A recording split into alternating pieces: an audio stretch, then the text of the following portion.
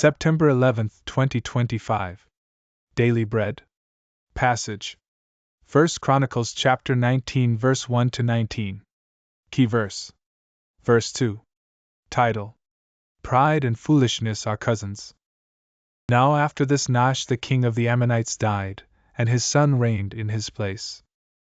And David said, I will deal kindly with Hanun the son of Nahash, for his father dealt kindly with me.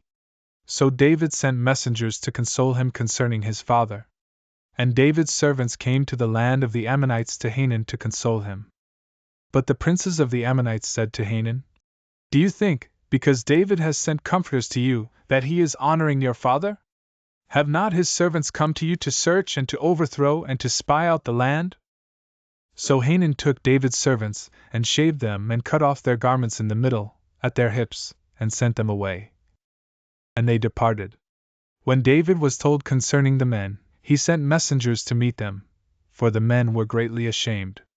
And the king said, Remain at Jericho until your beards have grown and then return. When the Ammonites saw that they had become a stench to David, Hanun and the Ammonites sent 1,000 talents of silver to hire chariots and horsemen from Mesopotamia, from Aramaica, and from Zobah. They hired 32,000 chariots, and the king of Maacah with his army, who came and encamped before Medeba. And the Ammonites were mustered from their cities and came to battle.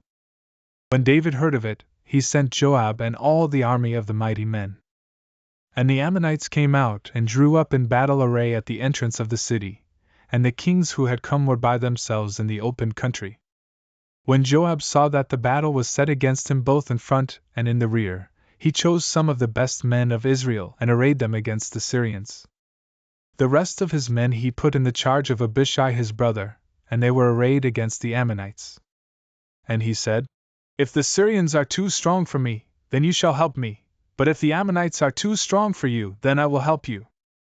Be strong, and let us use our strength for our people and for the cities of our God, and may the Lord do what seems good to him.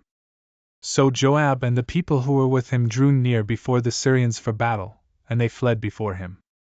And when the Ammonites saw that the Syrians fled, they likewise fled before Abishai, Joab's brother, and entered the city. Then Joab came to Jerusalem. But when the Syrians saw that they had been defeated by Israel, they sent messengers and brought out the Syrians who were beyond the Euphrates, with Shophak the commander of the army of Hadadezer at their head. And when it was told to David, he gathered all Israel together, and crossed the Jordan, and came to them, and drew up his forces against them. And when David set the battle in array against the Syrians, they fought with him. And the Syrians fled before Israel, and David killed of the Syrians the men of 7,000 chariots, and 40,000 foot soldiers, and put to death also Shophak the commander of their army. And when the servants of Hadadezer saw that they had been defeated by Israel, they made peace with David and became subject to him. So the Syrians were not willing to save the Ammonites anymore. Daily Bread Message. David sent a delegation to Hanun, the son of the Ammonite king Nahash, who had just died because his father had shown kindness to him. Scriptures do not tell us clearly how he had shown kindness to David. Perhaps he had given him asylum during Saul's reign because he sought to kill David, which made Saul their common enemy, cf. 1 Sam 11. We can hardly believe the Ammonite commander's foolish advice to Hanun in responding to David's genuine expression of kindness and goodwill. They suspected he had sinister motives behind sending his delegates to express his condolences. The Ammonite commanders then broke protocol for international relations and humiliated David's royal delegates. It was tantamount to a declaration of war.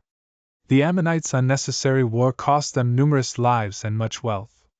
They also lost their ally the Arameans to David after the war.